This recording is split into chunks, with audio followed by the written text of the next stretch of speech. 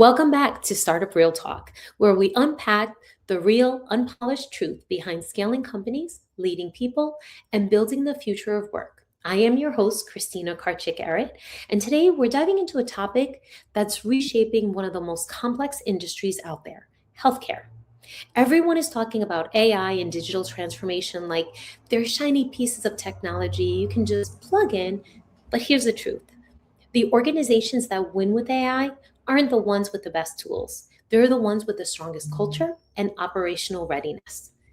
Today, we're exploring why so many executives and healthcare organizations miss the boat when they treat AI as a tech project instead of what it really is, an operational transformation that requires people, workflows, behaviors, and most importantly, culture to evolve. And I couldn't think of a better person to unpack this with than our guest today, Kenyokee Crowell. Kenyokee Crowell is the CEO and founder of Prodigy Advisors, LLC, and a transformational executive and very much sought after executive coach who helps organizations and high achieving leaders drive extraordinary results. With more than 20 years of leadership experience across some of the nation's most complex healthcare organizations, she brings a rare blend of strategic rigor, operational excellence, and deeply human centered leadership. Known as a thoughtful disruptor who navigates matrix systems to accelerate performance and deliver sustainable impact, including architecting award winning programs that expand health access and improve outcomes. Outside the boardroom, she's a lifelong traveler drawn to wellness centered experiences, and she finds joy in cooking, exploring global cultures, and curating space for restoration and inspiration. Passion that's meaningful and informs her coaching philosophy and practice of intentional leadership. I am so happy to have you here today. I have talked enough about how amazing you are, but I'm going to give it over to you, and I'd love you to just quickly introduce yourself to our audience. Absolutely, Christina. Thank you for having me. I was looking so forward to this discussion today. So super happy to be here. Thank you for that kind introduction. I am so passionate about healthcare. I work across a number of industries, but my primary focus, certainly for my consulting business, is healthcare. And I'm passionate about healthcare. I think it's one of those industries where you can be close to the customer and really helping that customer regardless of the level that you are in the organization. And it's really something that's driven me through my career. So I'm really happy today to be here to talk about this topic that is near and dear to my heart. And I think something that could really be so revolutionary for the healthcare industry. So thank you. I love it. Okay, you ready? Let's jump right in. All right. So let's ground ourselves. When we talk about AI or digital transformation in healthcare, what does that actually mean beyond just the buzzwords? That's a great, great question. And I will tell you, when I have worked with organizations, and I've had the pleasure to work with AI-enabled tech healthcare startups as a consultant and an advisor, and also working for organizations that are trying to figure out their relationship and integration process with AI. And AI is artificial intelligence, as we know. I prefer the term augmented or assisted intelligence. And I like that term better because I think it is a bit more well-rounded. And I think for me, that definition actually puts some responsibility back on all of us as leaders, that we are looking for this new capability to augment what we do, assist what we do, but we are not putting 100% responsibility on AI to fix all of the evils of the world and process. And I think this is incredibly important because AI is an excellent tool. It has the ability to revolutionize many industries, healthcare being one of those. It has the ability to make us more efficient, to serve more customers for the same dollar, to save on administrative costs, on and on and on. But I think there's a very good way and a bad way to approach that. AI is not an easy button, and it's not a vacuum cleaner. And when I mean vacuum cleaner, we don't just take it out of the box, plug it in, and then we have access to all the features and we don't have to worry about it. It takes a partnership. with the technology. It takes a well-rounded approach, which I look forward to talking about more in our time today. And I think when it comes to AI, we have to be thoughtful and we have to be very curious and we have to understand deep in our souls that it's not just a technology project. Absolutely. You said a lot there, and I absolutely love everything you said. I never thought of it, but yes, I like augmented assistance because words matter, right? And that's Yes. really, if you're utilizing it the way it should be, that's what it should be. So I absolutely love what you mentioned there. I love the fact that the analogy with the vacuum cleaner, right? We have all seen the mistakes when somebody just takes something and just passes it on, right? Like, Yes. no, that's not the purpose of it. So I thought you brought up Yes. really, really key components of it. And if we get to a point where we're just letting AI do it, then what is our purpose? But also at the end of the day, it's going to take the information that's out there, and just like anything, any place, like there's a lot of garbage to sift through. So if Yeah, you there don't know is. what you're doing and how to apply it, unfortunately, it's not going to work, right? Yeah.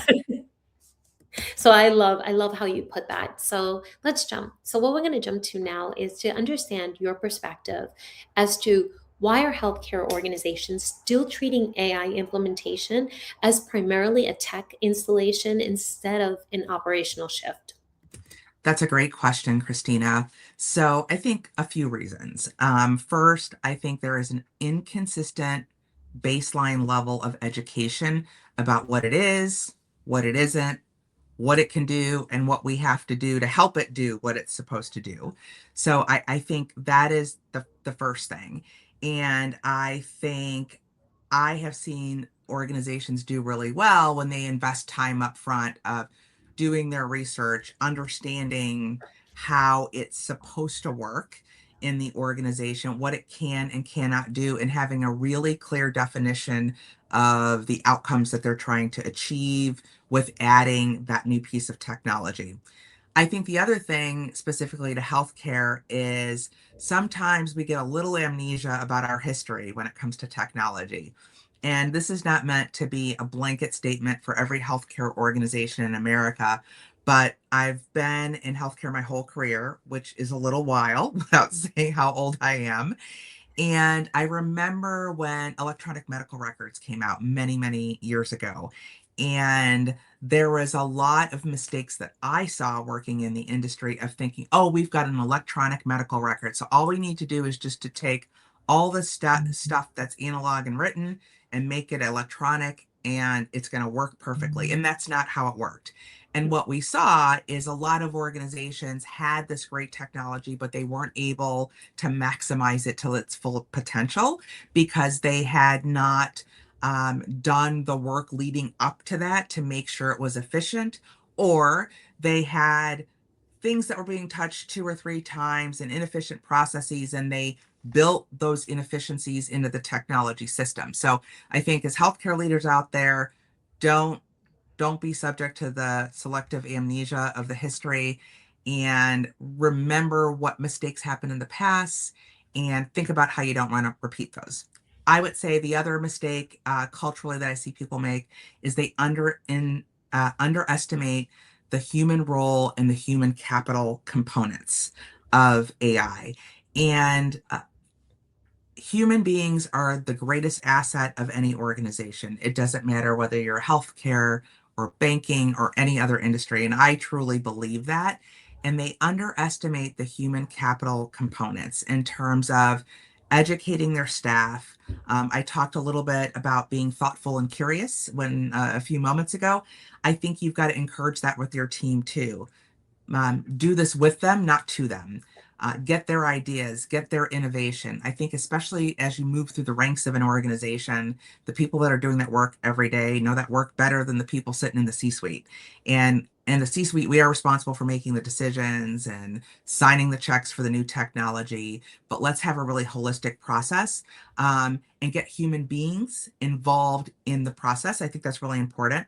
And then I would say also, not a good awareness last of understanding what cultural tendencies exist in an organization that could hold you back or lessen your success over time. And every organization has something. So really think about your culture as it is, eyes wide open, and think about when we have failed in the past or when things have gone wrong in the past. Why was that? What did we do to correct that? And what can we do preventively and upfront to try to mitigate those things from happening with this very new, exciting technology that we'd like to infuse in the organization? Absolutely. And you said a lot of important things there. And actually, one of the things that you said, I forgot when you were originally talking, you said it, and it was like, oh, that's the curiosity aspect of it, right? It's really, really important because that's one of the reasons why it's a huge enabler, right? Because Yep. it's going to help us think and help Yep. us think of things that maybe are outside our normal paradigm and we wouldn't think through. So that's how it really becomes that enhancer. But what you really double down on, and I think is really critical, and if I say it wrong, cut me off, is No, no, the please. importance of knowing your audience, Yes. understanding your culture, and implementing the right change management tool for this, right? And Yes. understanding Yes. that, all of those pieces are going to be intricate in making sure this is successful. Now, in healthcare, you brought up that extra piece that's really even more of a concern. And this is where those of us that have been around saw how things went so wrong before was you're also Yeah. dealing with very private information. So you can't Yes. get creative and just take any tool and say, oh, what are we going to do here? No, as you mentioned, it's about ensuring that you teach, you guide, especially as leaders, on how to utilize this and making sure that whatever is selected has the right security measures so that you're not implicating the business or any of the private information it withholds, if that makes sense. Absolutely. Absolutely. Absolutely. Amazing. So jump on because I love everything you're saying. We're going to jump to the cultural readiness gap. So, specifically, what are the biggest cultural readiness gaps you are seeing in healthcare organizations when it comes to adaptation? So I think really underestimating that this is just as much about your operations as it is technology. So I think if we underestimate that, that makes it really easy to go off the tracks pretty quickly. I think also that collaboration and those intersections between people, process, and technology, which we touched on a little bit before. And I think you kind of start to see things not fall apart, but go off the wayside if you don't have a good understanding of how work really gets done in your organization. So if you are leading a team through an AI enablement project. So in healthcare, we're figuring out what is the task we're going to do. Who are who are the target customers that will be helped by it? How does this impact the workforce that we have that's doing that? How work gets done in a more analog way when you're doing a different project, it may need to look different if you're doing it with a technical project. So really, really taking the time to address those pre-existing cultural tendencies and the how work gets done and making sure that you're being thoughtful and adapting it to the new task on hand. Because frankly, AI is, I think, an amazing thing, as I've said before, but it's still relatively new and we've never seen anything to the likes of what's available now in most industries prior, certainly healthcare. So we've got to understand that this is a great opportunity, but the game in terms of how we go about doing it has changed a little bit, and we have to have full awareness of that. And you need to have awareness and education and that curiosity again at multiple levels of the organization. Yeah. And I would say this is where it becomes so critical to get outside support to help you through any of these type of transformational Yes. projects. In particular, I'm just going to call out that you are available. This is what you do. Yes. Yes. Yes. Yes. But Yes. all joking aside, organizations need you, right? Because it gets down to that itty gritty, the process and the operations. And if you're not thinking about that and how to apply it very strategically, then unfortunately, the mess that's gonna that you end up coming in to Exactly. clean up. Exactly. Exactly. And you raise a really, really great point that I'd like to touch on too. Organizations sometimes do need extra help doing this from an operational perspective and how it's going to impact the team, and the change management that you discuss, completely key. How do you do it with your teams, not to them? How do you bring them along on the journey? That's super, super, super important. And I think sometimes people miss that. I think the other thing to keep in mind is, as organizational leaders, you have to ask yourself, how do we do this the right way? And sometimes I've seen organizations have these huge projects and they're expecting leaders that are already working 50, 60 hours a week to do it off the side of their desk. Um, and then sometimes the results aren't there, the outcomes are there, the timeline it takes to get done is extended. So whether you have outside help or inside help, it doesn't really matter. But I think carving out the resources and given the time and the effort to it that it deserves to do it really well. Yeah. And I think what you said that's fundamental there is that the truth of the matter is this is complex, right? Yes. It's not as simple as, okay, we have AI, drop it here. You're bringing up all the key components that have to be thought through. Yeah. And you and I have been there. We've been internal. We know how crazy it is when we get into our day to day. And you said something that is so fundamentally important is making sure that time is carved out to give the project the time it needs. And typically, that's where external help really comes in and helps the team and guides them because they're in the day to day. They're having to, be reactive, be proactive with everything that's going on within their organ. This is a full time job, or at least it's a significant part time, Yes, exactly. right? And Exactly. it's hard to take a situation where you got all this coming at you, whether it's clients and so forth, and then have to focus on this separate piece. So I Mhm. agree with you. This is quite complex. And for those of you that are internal, I wish somebody would have given me this advice. You know, you can't handle everything yourself. It's Yeah. good to get help. And at the same time, while you're getting that, you're going to learn. And honestly, I'm grateful that in the cases where I did because I learned Yeah. through Yeah. learned through their thought leadership, but there was Yeah. no way I could have done that by Yeah. myself. Yeah. Absolutely. So going back to Absolutely. oh, go ahead. I'm sorry. No, I couldn't agree with you more. That's absolutely true. So going back to the question, where do leaders underestimate the human element? So I think a couple places. So the first is change is hard, and you are an HR executive and expert, so you know that change is hard. But I think sometimes we underestimate our team's willingness and acceptance of change because we just don't know how to navigate it. So I think sometimes we avoid the level of maybe descriptiveness and honesty that's needed because there's a discomfort with that or what the impact was is going to be. So a good change management plan is important, and properly preparing people for that I think is important as well. I think also something else that I've seen in some instances is I think going back to that organizational culture and that organizational readiness. And I think as senior leaders, really taking an honest look of what we do that's really fantastic to drive change and outcomes and progress in our organizations, and what we do that might get it done, but it might not be the best way. And I'm going to give you one quick example. So we talked about people, process, technology. We talked about the cultural readiness. And I think in the middle of that sits the organizational behavior. And I mean the behavior of how the organization responds in times of stress and change. So I've seen some organizations, because they're very outcome driven, they have very clear success metrics, they move big and they move fast. And that's all completely amazing and probably why organizations are successful.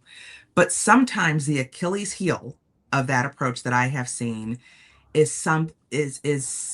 a situation where leaders tend to reward heroism over that thoughtful hesitancy. And I'm going to explain what I mean by that. So, when you're doing these big, bolder projects, you're bringing in AI. And if you're bringing in AI in a major way in an organization, you could be completely upending and automating and making a dozen more processes more efficient, let's say. But what happens in that, senior executives and senior leaders, and I know I was one of them, and I've been guilty of this in my career. You want to move fast. You got the leaders or the board or whoever you're reporting to that wants outcomes. They want it to move, they want it done, they want to move fast. And then in that process, sometimes things come up. What is your cultural acceptance tolerance for when things come up, and how do you navigate that? And sometimes when the macro organization is under stress to deliver, and they're looking at dollars, they're looking at cents, they're looking at commitments they've made that they want to get done, you reward the heroism versus the thoughtful hesitancy. And the thoughtful hesitancy sometimes is very well needed, because it might be a very strong, capable leader saying, hey, we can do this. And I think we're going to do it extraordinarily well. But here are the things I'm seeing that are concerning that I think will derail us down the line. And sometimes the organizational appetite is we don't have the tolerance and the patience because we've committed to things. We want to keep moving. We want to get it done. We want to get the yield out of the investment that we've made. And then sometimes you have someone who comes as that hero. I can get it done. I can make it happen for you. Don't worry, I can stick to that original time frame. And that's great. But sometimes if we're not asking enough questions of that thoughtful hesitator or of that hero, we lean toward the hero of get it done. And what happens is we get it done and it looks great, but we end up in a Wizard of Oz situation where it looks great and magnificent and mesmerizing, but don't look behind the curtain. Or we get it done and we're going down the highway and we're like, I'm feeling pretty good. I'm driving 60, I'm gonna go 70, and then the wheels start coming off. So I think as executive leaders, we need to pause when that happens and say, have we queried that thoughtful hesitator appropriately and intensely enough? And have we questioned that hero or the hero who the person who's presenting as the hero enough to understand where the truthful, most efficient path to the destination lies? And in a lot of times, it is utilizing the viewpoints of both that hesitator and that hero to get the job done. But sometimes, because we're concerned with deadlines, we move more in the path of that hero. And sometimes it works out great, but I have worked with a lot of organizations where they're a year or two into a project and those wheels did start coming off the bus, or they realized that the efficiencies of the processes were not optimized, so they've actually built inefficiency into a tech-enabled process. So that's my word of caution to all of the executives out there and leaders leading projects like this. So important.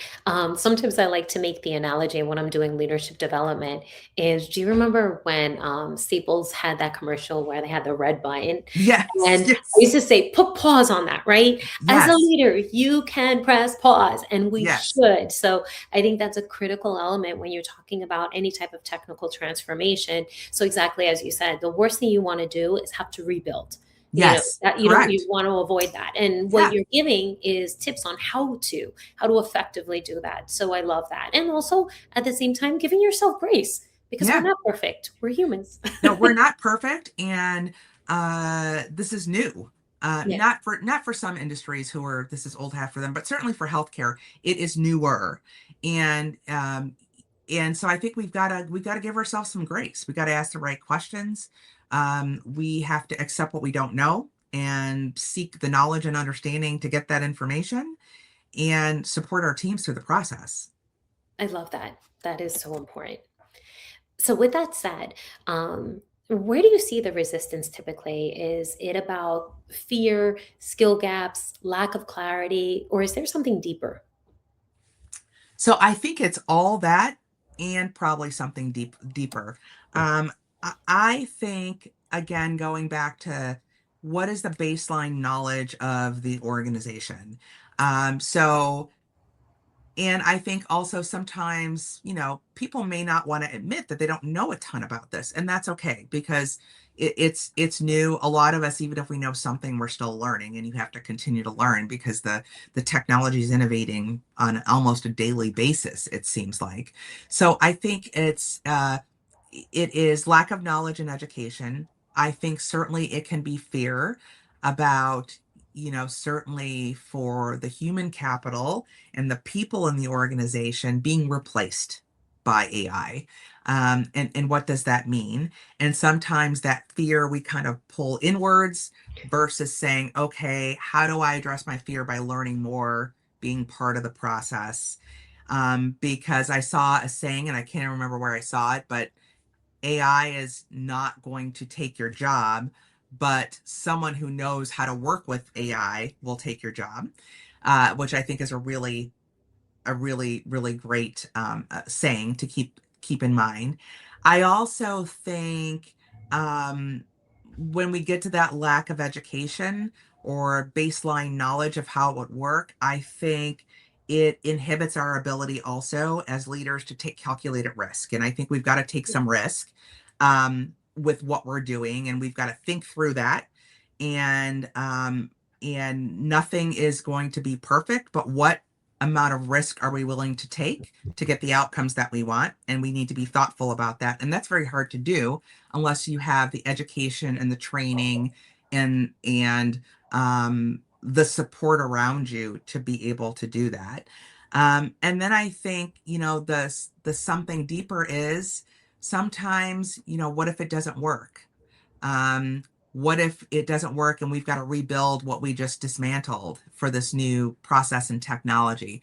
So I think it's really, really deep. And I think something that organizations can do, and one of the things that I do in my business, I do consulting and I do coaching, but I think that sweet spot is where you kind of marry the consulting and the coaching. So if you're going in and you're working with an organization or if you're working with a team on what this looks like, I'm not a tech expert. um, and I'm there to help you, and I understand the AI and the tech very well, but I am not a technical expert. I am an operational and a expert and a strategist. But I think part of that, as you're helping guide people through that process, you've got to coach them as well. You've got to understand what for the leaders is keeping them up at night, and how do you help them address that?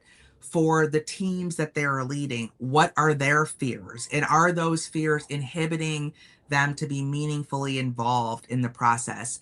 Um, are we seeing people's worst tendencies, meaning they're not sabotaging, and I don't want to say that, but they're not actively engaging?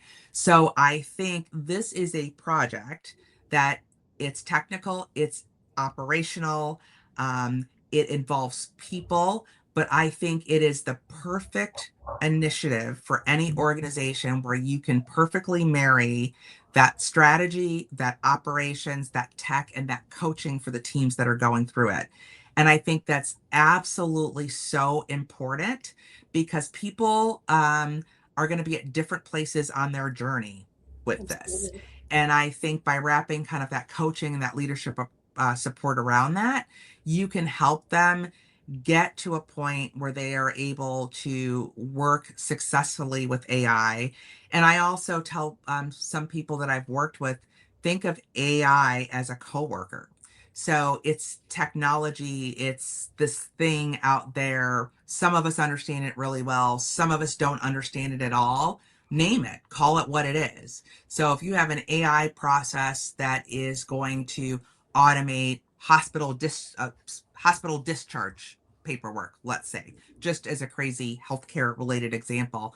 So, what are you calling that? Let's name it. So, maybe Betty is our AI tool, and how do we work with Betty in terms of the processes that link into the stuff that Betty is responsible for? Let's think of Betty as a role in the org chart so that we make sure that we've got all the bases covered in terms of all the important work that needs to happen for that discharge summary to be automated and execute on time and with full efficiency. So sometimes if we have AI Betty in the mix who's doing a part of it. What do we need to do, and how do we need to change the workflows and the processes and the scope of work for the people in that org chart? So think of it as a whole ecosystem, as opposed to just a technical capability that you're adding into the mix. Absolutely. And I think some additional that you mentioned earlier on in the conversation, right, is that operational rigor where you're adding, okay, what are the milestones? What are the Yes, insights we're going to gather, right? Because that will be able to enable you to jump in before you, like you said, it's all broke. You got to start all yes, over again, right? And then another point that you mentioned earlier and fits really well in here is the collaboration piece, right? So making sure that you're testing, you're yeah, collaborating, because people see things differently. So the more people you bring into the mix, the more you're going to be able to see areas of deficiency and build for exactly. them. So, Yeah, it's a combination of everything you've said so far. I love how you attack it. But it's such a critical aspect of it, right? And you yeah, also said something that I really want to hone in on. And you talk about the fear of taking calculated risks. And that's a real concern, it because as is. soon as we stop taking risks, we stop innovating, That's right. right? That's right. So I So love true. everything you said. So now we're going to jump. I want to jump over to, like, if healthcare executives reframed AI as an operating project, not a technical project, how would their decision making change? That's an excellent, excellent question. So I think if they framed it as an operating project, I think by definition, you'd have more diverse voices potentially around the table in order to do it. I think also you would start from a place, or should start from a place of one, readiness.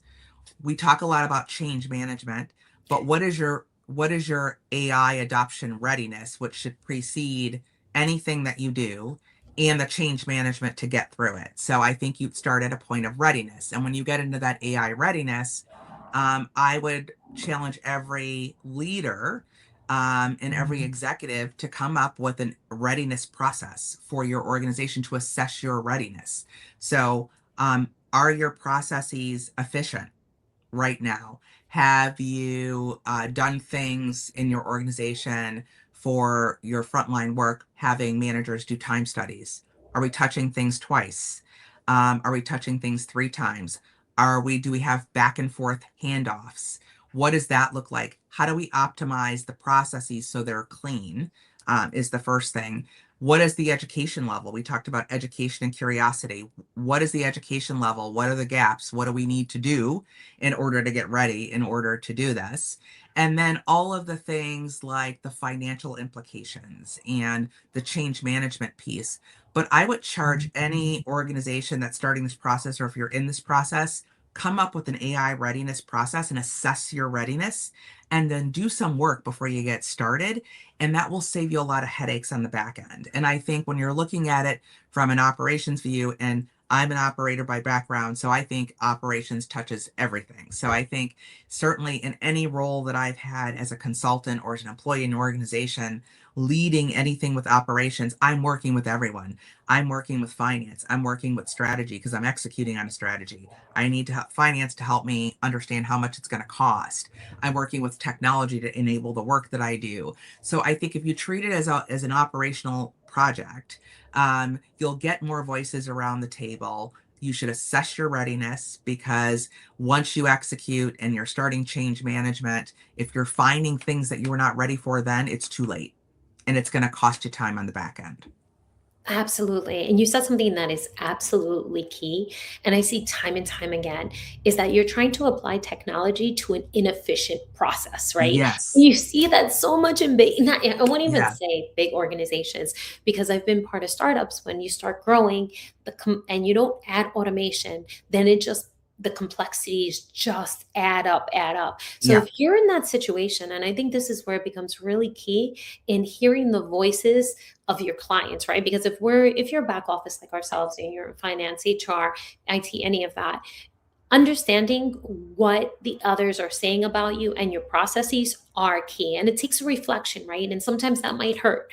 But if people are complaining about your current And then you're just going to throw AI on top of it, like nothing solving anything. And like going back to what you said, now you are going to fail because you Yeah, didn't do your AI readiness. So yeah. I love everything you said and how you put it. Like these are really key elements that sometimes I don't even hear people talking about when they talk about implementation of AI. Yeah. Yeah, absolutely. And I think one other thing I would add to that, to everything that you just said, is that, you know, in some cases, it might be the right decision to start really small, so pick one part of the process that you want to AI the heck out of and make it more efficient and faster and cheaper and better quality and service for the people you're serving, or whatever the problem is you're trying to solve. Um, but start small, and have some teams that are maybe piloting some things. Pick a thing, build it, pilot it, do daily huddles. How is it going? What's working? What's not going? Iterate and tweak as you're going on. And then at the end of that first week or second week or however long it takes, figure out what's working, what you need to tweak, and what you need to kill, reinvent, and go back at it again. An iterative process sometimes works better for some organizations instead of building a whole big beast and then finding out that it's not executing on the ground the way you think it is. So that's another tip. I love that. And I really hope for those of you that are listening, truly, truly listen with the intent to listen, because that is Yes. excellent, excellent advice.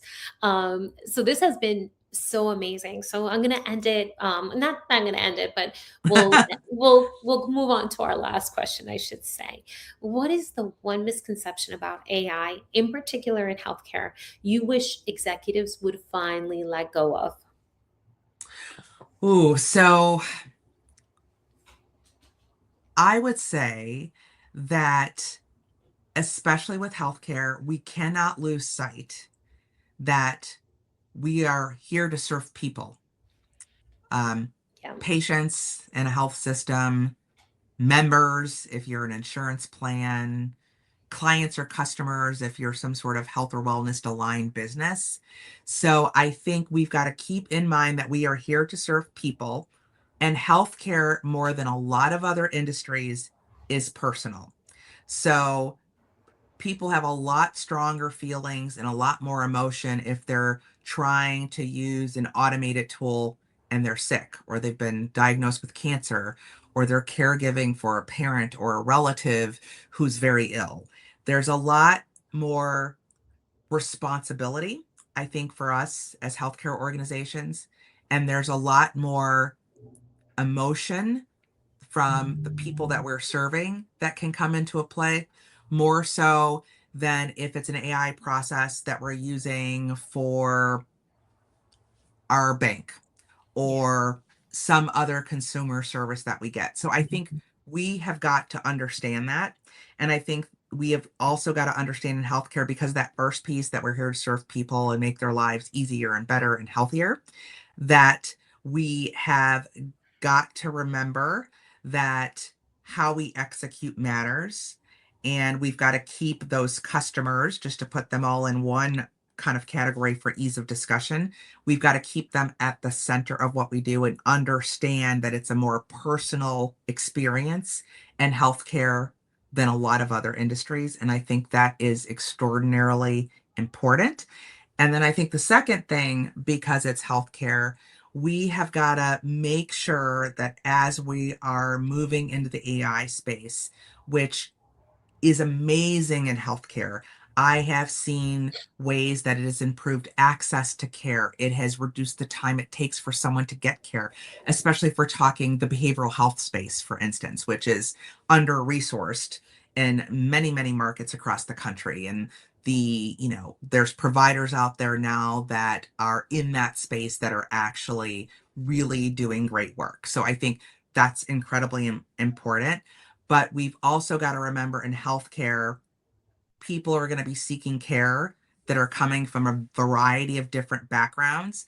So as we add more technology and more AI to what we do, we've also got to keep an eye on meeting those customers where they are at and making sure that the new technology, the new tools, the new ways to get care, et cetera, are accessible to customers, meaning patients, members, clients, from different spaces and different backgrounds. And that doesn't mean with every tool we're going to be able to reach every single person 100% of the time, but we need to keep that in mind.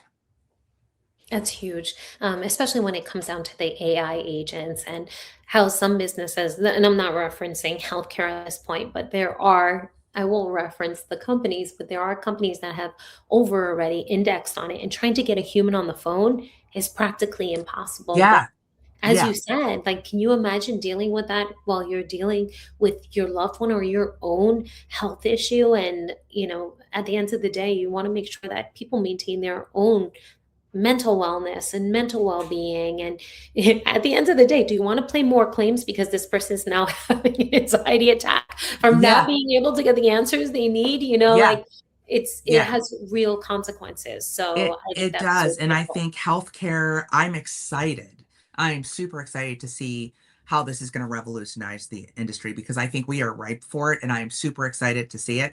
But I think as leaders, we got to remember sometimes it's not going to be all or none. There's going to be different parts of the process. I've seen some great ways that organizations have used technology where something is an AI process, but it listens for certain buzzwords, some certain intonation, and then automatically kicks it to a human for that reason. So I think it may not be everything all the time.